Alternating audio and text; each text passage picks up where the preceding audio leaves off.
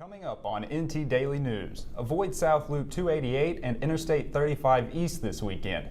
Beginning at 10 p.m. Friday, crews plan to close the intersection. Plus, we will have the latest on Supreme Court Justice nominee Brett Kavanaugh as Dr. Christine Blasey Ford testifies about an alleged sexual assault. And the future of UNT's recovery program is uncertain. From the Mayborn School of Journalism at the University of North Texas, this is NT Daily News.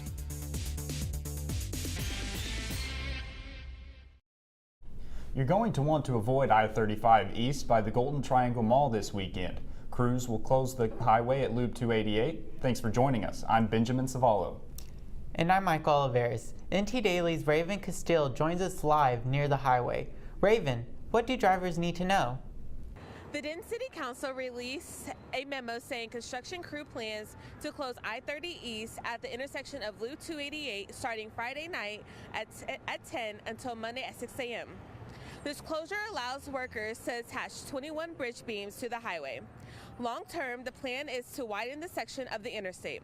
According to Tony Hartzell from Texas Department of Transportation, the construction should be done by December. So again, if you can, avoid the area this weekend. I'm Raven Castile reporting live in Denton, NT Daily News. The Denton City Council is looking for solutions to growing traffic concerns throughout residential areas. NT Daily's Alexis Trinidad found out the city knows there's a problem, but at this point is still trying to figure out what to do about it. Denton motorists will be experiencing a slower traffic flow as the City Council looks for ways to calm neighborhood traffic.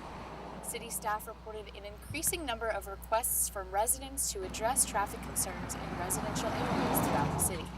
Some of the top concerns are speeding, running red lights and stop signs, and creating unsafe conditions for cyclists. Residents worry because these areas tend to be by churches and schools. But while concerns grow, Denton is at a standstill with what to do to calm the traffic. The City Council has looked into speed bumps, but it worries the delay they could cause emergency response vehicles. Street parking has also been suggested, but raises the concern of limited visibility to not only other motorists, but pedestrians as well. Probably actually more parking would be best. Most of the traffic we get is people who are parking on the street because they're dropping their kids off at the school right there.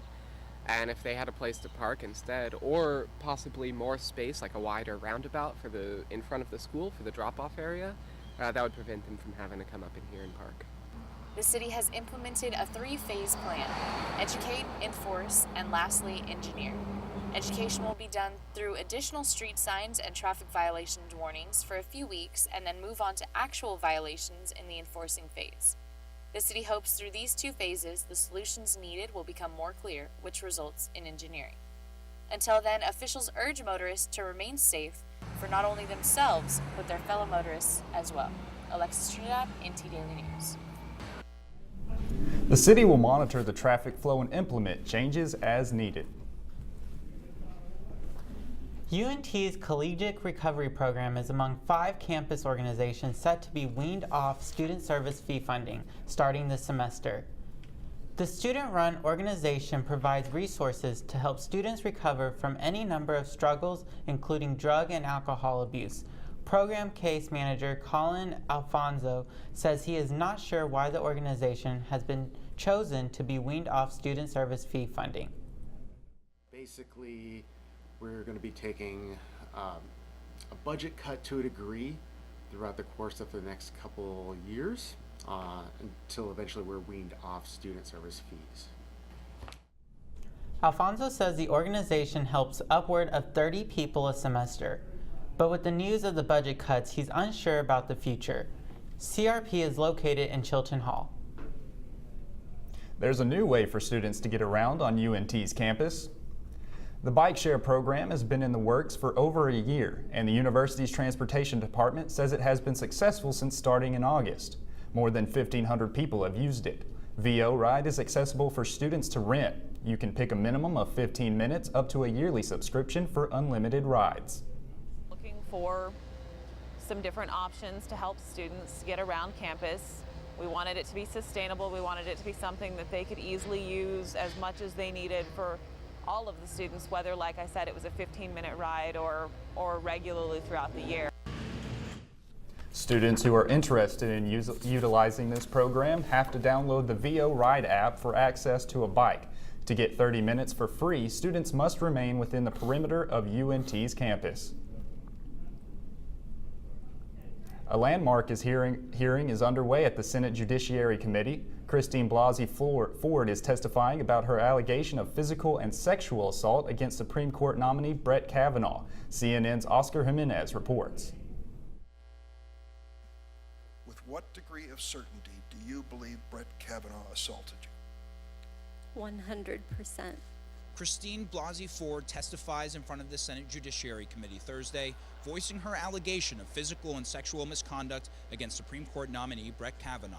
My motivation in coming forward was to be helpful and to provide facts about how Mr. Kavanaugh's actions have damaged my life so that you could take into a serious consideration as you make your decision about how to proceed.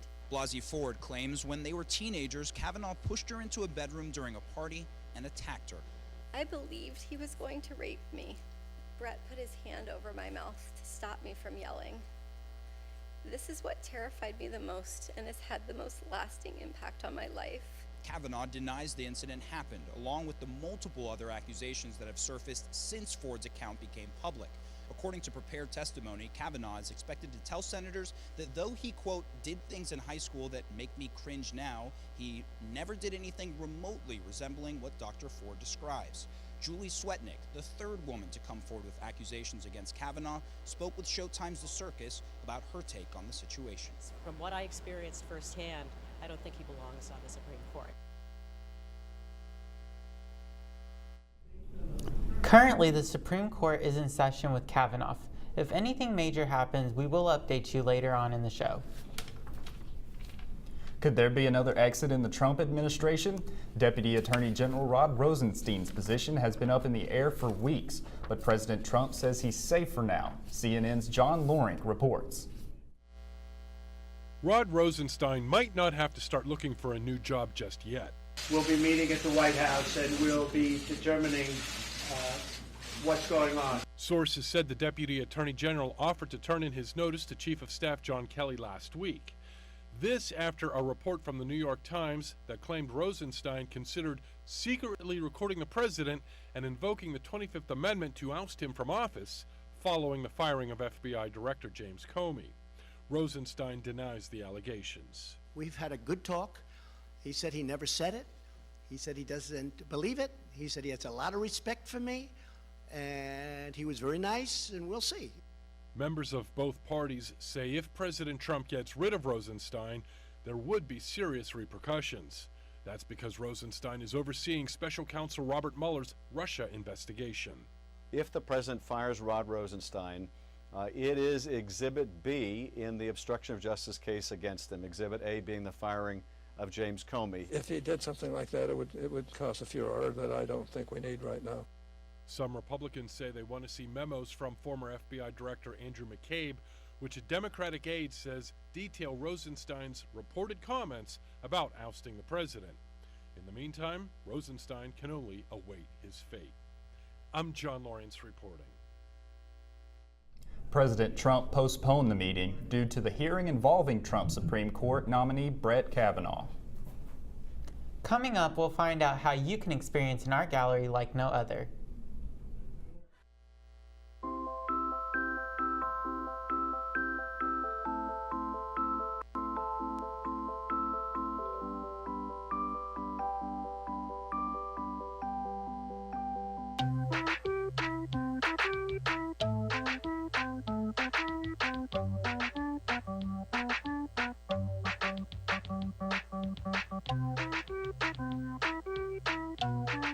Start a story. Adopt at theshelterpetproject.org.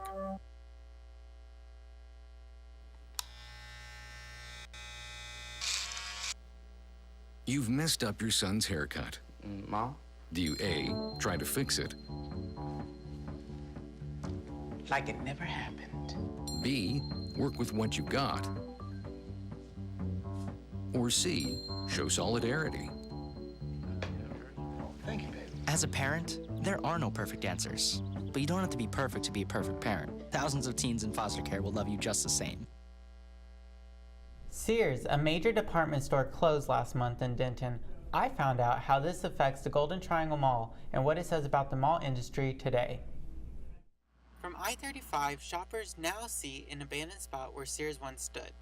The signs have been visibly removed, and some parts of the store are freshly repainted. Earlier this year, in May, Sears announced they would be closing 71 stores nationwide, including 5 in Texas. All that remains here at Sears in Denton are the Sears driving school vehicles that were used for training purposes. Well, it's unfortunate that such an iconic store has closed. Our mall is not in a decline. It's unfortunate because there have been many stores across the country that Sears is closing. So it's unfortunate, and we just happen to be one of the regional malls that it closed in. In what is becoming a national trend, customers are now turning to online shopping like Amazon rather than in-store purchases, according to Credit Suisse. Otis Perkins, who opened a store at the mall a year ago, says Sears closing will affect the mall and foot traffic in his store. So I believe long term it is going to affect it depending on what they choose to repurpose the building for. A huge part of our target audience went to Sears. Tools were sold at Sears. We're going to lose the demographic of a guy who is actually my target audience. Despite Sears closing, Perkins is hopeful for the future. The future is still yet to be written. Sears officially closed its doors back in August, but Carter is excited for a strong holiday shopping season. Here we are, we're right on the heels of being 3 months away from Christmas, and so I would expect to see more changes and more additions and more newness, as we kind of ramp up for the holiday season. Carter says they have already received interest and inquiries regarding the new space available. The Denton City Council might reform a committee to help represent people with disabilities. They discussed the issue at Tuesday's meeting. It's called the Mayor's Committee on People with Disabilities, and the group has been inactive for the last 4 years. If authorized, the 11-person committee will promote better understanding of the needs and contributions of people with disabilities, as well as promote employment for them. Currently, there is no table set to bring this committee back. A new art exhibit is opening up in Denton, but instead of looking at paintings, you will be inside them. NT Daily's John Pinto explains how you'll be able to immerse yourself inside a piece of art using virtual reality. Today, I got a chance to walk through a courtyard without ever leaving the room I was in by putting on a virtual reality headset. It was pretty cool. Starting next month, a Dallas artist will open up an art exhibit here in Denton with a bit of a twist. Douglas Alford is hosting a VR exhibit right off the square in which you can actually be inside various works of art. The limitless possibilities. I mean, just infinity. Canvases can be as small or big or worlds within worlds. I mean, scale's relative in the world of virtual reality. There will be 3 video game-themed virtual reality art zones, including one that he created himself, as well as 5 local artist displays. Alfred says music will be a crucial part of the exhibit in order to immerse you and to create an emotional connection. The gallery will be held at Studio E on Walnut Street on October 13th from 8 p.m. to 2 a.m. You can purchase the ticket online at the link found on the VR Art of Gaming Facebook event page or at the door for $25. A North Texas legend is being honored on Family and Friends Day. Find out how next. It's a beautiful day out here. Sunny today with light breezes, giving way to clouds in the afternoon. We could see some light precipitation to moderate precipitation later on, followed by powerful storm-like conditions. 90 miles per hour winds are expected. Authorities are asking everyone, stay indoors. Come on, that's it. Let's go.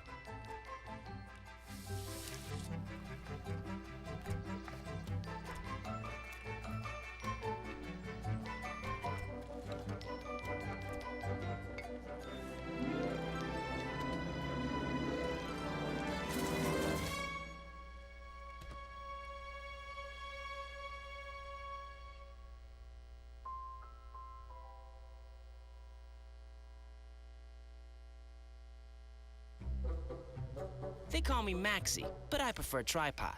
I was your above-average four-legged homie, and then wham, bam, minivan. Some people pity me. Now that's lame. I still run, fetch, and swim. And the ladies love me. I'm the ultimate wingman. Just don't ask me to high five.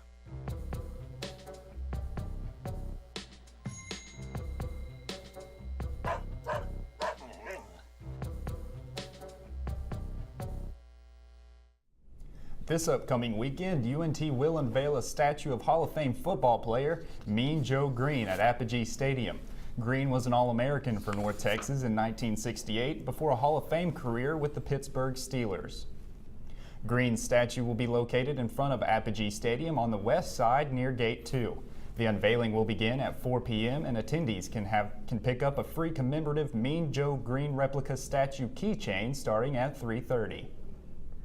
The Mean Green football team is currently 4-0 with a chance to go undefeated this season. North Texas will play its next game on Saturday, September 29th at 6:30 p.m. at Apogee Stadium.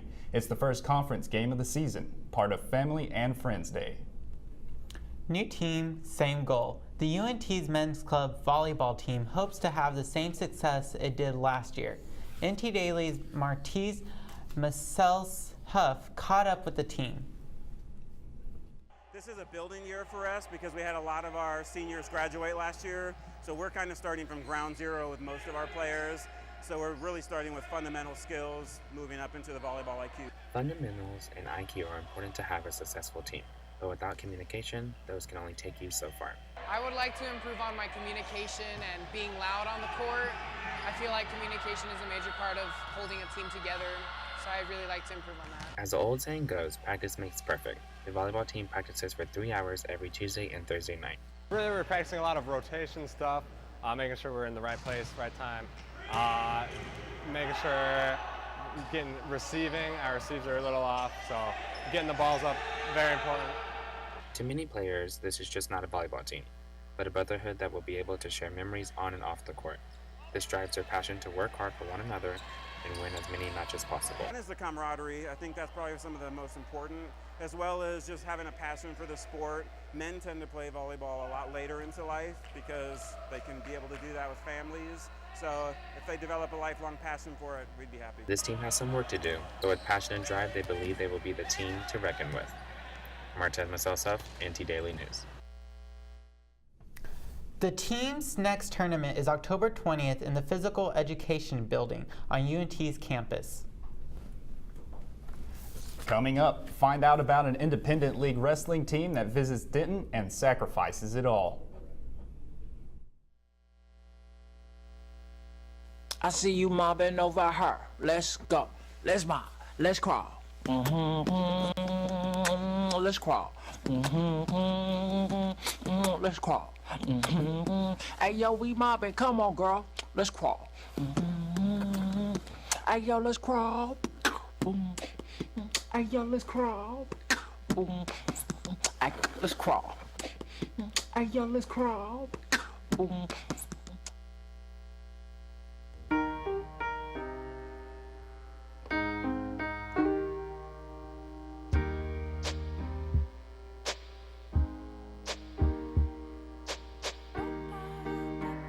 We are neighbors and best friends. I love my sister. My heart doesn't see race. Love is love. Our family is no less than any other family.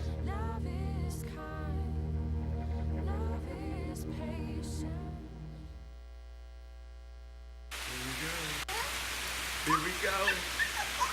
We're gonna go out there in the rain. You're gonna get wet. All right, here we go.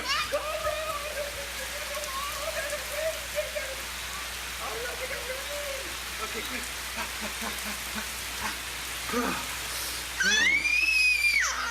Oh yeah, yes. So much fun. Mwah. We're getting so wet. Men and women in Alpha Pro Wrestling travel the state of Texas, putting it all on the line to put on a show. And once a month, APW makes a stop in Denton at the Lone Star Sports Arena. Last time the company came to town, I got a close look at what these wrestlers are willing to do to entertain.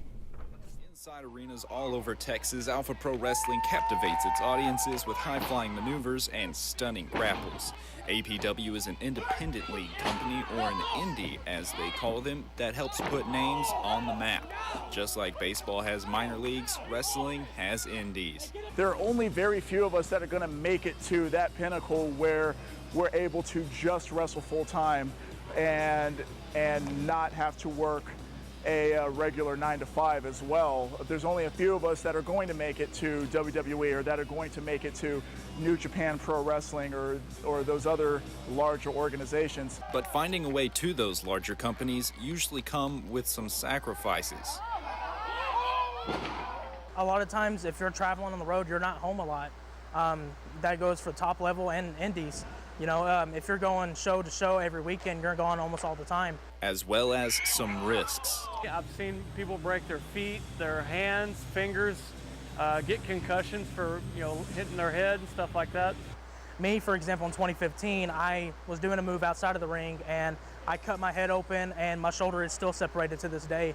That night in 2015, when Smasher dove out of the ring, he was greeted with a chair shot that left him needing 15 staples in his head. Then his fall to the floor separated his shoulder that has yet to recover 3 years later. And to add insult to injury, a life in the ring can often lead to less of one outside. Girlfriends just don't get it, that this is what you want to do, so it takes away from their time, and usually they don't like that. So this is a job for me, and you can't just miss your job because of other things. However, it's the payoff at the end of the day that makes this gruesome and rigorous lifestyle worthwhile. Seeing those smiling faces and watching them get so into it that they're chanting my name or booing me, I'm getting a reaction and I absolutely love it. APW returns to Denton October 12th at the Lone Star Sports Arena for the event they call Carnival of Carnage. It's a moment one North Carolina man will never forget. The moment he was reunited with his two best friends, AC/DC and Babes. Jack Denton says these dogs are everything to him, but when Hurricane Florence hit, he made a decision he never thought he'd have to make, leaving his dogs behind to save himself. When I woke up, the storm was still going through and I had to swim out of my house because I'm handicapped. By the time we got out there, the skies had opened up. It was pouring rain. He's giving it to you. Like, okay, let's go. 4 rescuers from a nonprofit group called Cause for Paws of North Carolina boated through a flooded street and found the dogs stranded on a roof.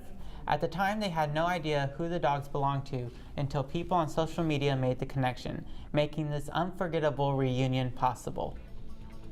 That's our time for now. Thanks for joining us. We'll see you next time for NT Daily News.